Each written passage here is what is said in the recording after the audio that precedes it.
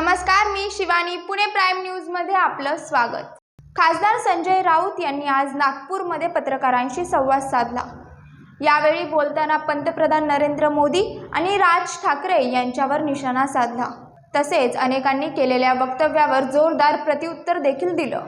नरेंद्र मोदींनी ठाण मांडावं, मुंबईत येऊन तात्पुरतं घर घ्यावं पेडर रोडला.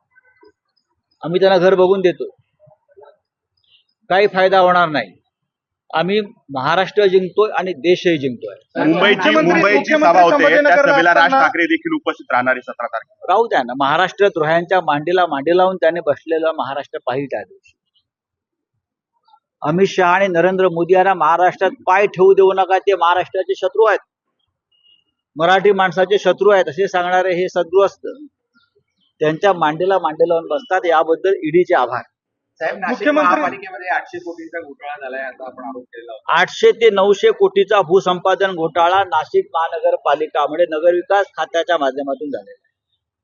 आणि 14 तारखेला मी त्या संदर्भात कागदपत्रांसह मुंबईत पत्रकार परिषद घेऊन त्याचा स्फोट करीन. पुन्हा 15 तारखेला मी नाशिकला येतो, त्यावेळेला मी आपल्याला ती कागदपत्र देईन. पण एकनाथ शिंदे यांच्या मार्गदर्शनाखाली, नेतृत्वाखाली असलेल्या नगरविकास खात्यानं नाशिक महानगरपालिकेच्या माध्यमातून जनतेचा 850 कोटीचा पैसा कसा लुटला आणि ठराविक बिल्डरांची कशी चांदी केली, धन केलं नाशिकमधल्या, त्याचे पुरावे मी त्यावेळेला देईन. नाशिक महानगरपालिकेची जी वाट लावली, त्याचे प्रमुख लोक आहेत, त्याचे सूत्रधार होते या भ्रष्टाचाराचे, हे नगरविकास खात्याचे तत्कालीन मंत्री एकनाथ शिंदे होते. आणि आजही ती लूट सुरू आहे. साहेब, शरद पवार आणि ठाकरे यांना ऑफर दिलेली नाहीये, तर शिंदे यांच्या नेतृत्वात काम करा असं काल देवेंद्र फडणवीस यांनी स्पष्टीकरण. देवेंद्र फडणवीस यांचा अभ्यास कसा आहे, त्यांनी मुळात नरेंद्र मोदी यांची प्रकृती बिघडलेली आहे. आणि मोदींना जेव्हा शिंका येतात, खोकला येतात, तेव्हा त्यांच्या खाली जेला चपाट्या नाही येतात. तो व्हायरल आहे. त्यांनी मोदींचं भाषण ऐकावं. मुळात नरेंद्र मोदी यांची प्रकृती बिघडलेली आहे, त्यांना उपचाराची गरज आहे. आणि उपचार दोन्ही प्रकारचे आहेत, शारीरिक आणि मानसिक. हे स्पष्टपणे मी सांगतोय. त्यांचा छळ करते भाजपा. मोदींना विश्रांती द्यावी, नाहीतर लोक विश्रांती देतील. मुख्यमंत्री एकनाथ शिंदे संभाजीनगरला असं म्हणाले. कोण? राजन साळवी हे मुख्यमंत्री असं कोण म्हणताय? किरण सामंत यांनी हा दावा केलेला. किरण सामंत ते महाराष्ट्राचे नेते आहेत का? शिंदे गटाचे मला माहित नाही, मी ओळखत नाही त्यांना. मुख्यमंत्री एकनाथ शिंदे संभाजीनगरला असं म्हणाले की संदीपान भुमरे यांना निवडून देण्यासाठी आमदार ज्या पद्धतीने लीड देतील असं कोण म्हणताय? मुख्यमंत्री शिंदे म्हणताय हे की ज्या पद्धतीने लीड संभाजीनगरची जागा ही परंपरेनं हिंदू हृदय सम्राट बाळासाहेब ठाकरे यांच्या शिवसेनेची म्हणजे आमची आहे. चंद्रकांत खैरे ती जागा प्रचंड मताधिक्यानं जिंकतायत. आणि त्या कोणते उमेदवार कोण? संदीपान भुमरे. संदीपान ते तिसऱ्या क्रमांकावर जात आहेत. ते तिसऱ्या क्रमांकावर जात आहेत. आमदारांना लीड जर मिळाला नाही तर तिकीट कापलं जाईल असा एक प्रकारे इशारा शिंदेंनी दिला. त्यांच्या इशाऱ्याला कोण विचारताय? त्यांचा उमेदवार 3 नंबरला जातोय, एवढंच मी सांगतोय. सुधाकर बडगुजर यांना निवडणुकीचा प्रचार अंतिम टप्प्यात आहे. सुधाकर बडगुजर यांना हद्दपारीची 4 जूनला पाहू ना कोण हद्दपार होतंय. 4 जूनला बघू ना कोण हद्दपार होतंय, पाहू.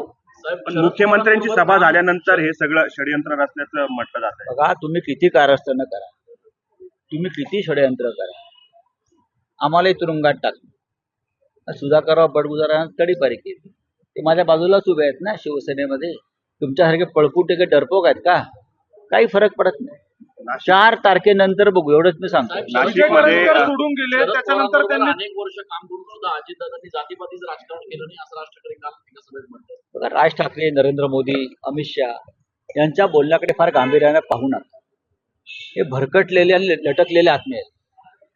साहेब एकच नाशिकमध्ये तिसऱ्यांदा निवडणूक लढवत आहेत हेमंत गोडसे आणि त्याच्या विरोधात राजाभाऊ जे आपल्या महाविकास आघाडीकडून काय कसं चित्र आहे? हे जे सध्याचे विद्यमान खासदार आहेत ज्यांनी बेईमानी केली, माझ्या माहितीप्रमाणे ते 3ऱ्या क्रमांकावर जाते. नाशिकची भूमी गद्दारांना कधी थारा देत नाही. हा नाशिकचा इतिहास आहे. इथे गद्दारी कधी रुजली नाही, बेईमानी रुजली नाही.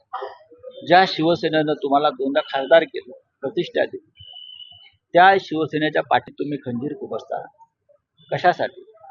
राजाभाऊ गोडसे यांची तुफान मेल एकदम पुढे गेलेली आहे.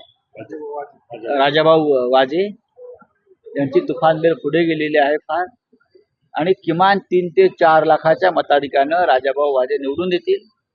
आणि हे जे कोणी शिंदे गटाचे आहेत, कोण आहेत ते तुमचे हेमंत गोडसे, ते 3ऱ्या क्रमांकावर राहतील. आणि एक शांतिगिरी महाराज आहेत, त्यांना गोडशांपेक्षा जास्त मतं पडतील. विजय करंजकरांनी आपली 2 दिवसापूर्वी नक्कल केली आहे.